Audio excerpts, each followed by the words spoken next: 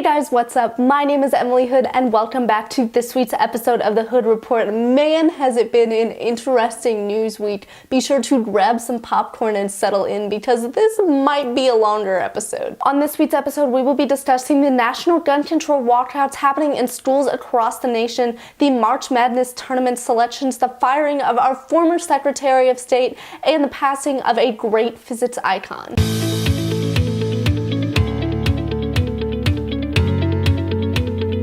Rex Tillerson was dismissed from his position as Secretary of State for the Trump administration on Tuesday. President Trump cited concerns over conflict of interest on certain policies such as the Iran nuclear deal and the goal for U.S. foreign policy, especially as the country explores options as to entering possible negotiation talks for North Korea in the coming weeks. To replace Tillerson, Trump has nominated Director of the CIA Mike Pompeo and placed Gina Haspel, the Deputy Director of the CIA, to fill Mike Pompeo's place. Haspel would become the first woman to ever hold the position of Director of the CIA. Tillerson said that he has not spoken to Trump personally about his dismissal and is unaware of the reasons surrounding it. The story will develop more as the Senate looks to confirm President Trump's nominees for Secretary of State and Director of the CIA. March Madness is in full swing as these 68 slots have been selected, and I'm here to tell you what teams you need to look out for. Virginia and Villanova are the favorites heading into the tournament, both earning the #1 seed in their divisions. Virginia's strong defense helped their chances as they only allowed an average of 53.4 points per game.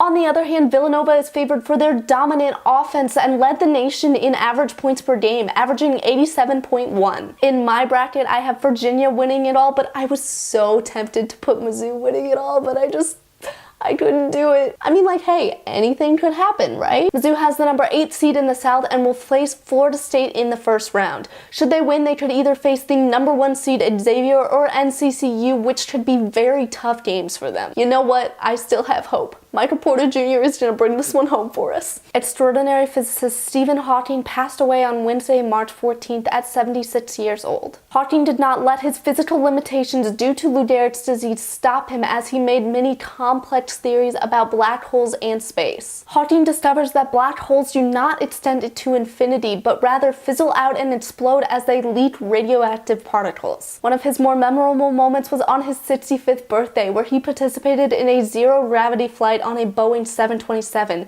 saying that he wanted to show how his physical handicap did not limit his abilities. He will be greatly missed, and I thought that I would end his story with a quote from him where he said, "It wouldn't be much of a universe if it wasn't home to the people you love." On Wednesday, March 14th, schools across the country participated in a national walkout to honor the 17 lives lost in Parkland, Florida last February and to ask for increased gun control legislation to keep schools safer. Students left their classes for 17 minutes to honor the 17 victims of the shooting. At FHN, students walked out of their homerooms at 8:58 a.m., carrying signs honoring the Parkland victims and asking legislators for increased gun control. From FHNtoday TV, we're going to check out this video that Reed Pearson and Kelsey Decker made showcasing the students and their motivation during the walkout. I walked out for less fear. To protect our schools. For a change.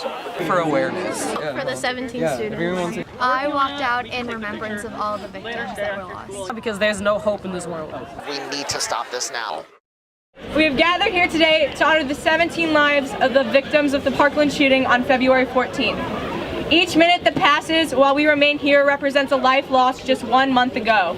It is our duty to ensure there are no more. We need to fight more for change because personally, I'd rather see you walking across the stage at graduation than in a casket at your funeral. Yeah! Our voices stop mattering the moment the words don't match what's been spit at us time and time again. We're supposed to quiet down, sit still, behave, while our brothers and sisters are getting killed. We stand in remembrance. Today we walk out of school to show the world that our generation of American students does not want to live like this. That we are not afraid to change our country to make sure our children don't have to grow up afraid to go to school. What has our government done to prevent school shootings and mass murders from happening? Nothing. Dear Congress, your thoughts and prayers are appreciated, but enough is enough. Thank you all for sticking with me to the end of this crazy episode. I hope you enjoyed it, and if you want to see more content from our video staff, be sure to hit that subscribe button down below. For FHN Today TV, I'm Emily Hood, and I hope you all have a great week.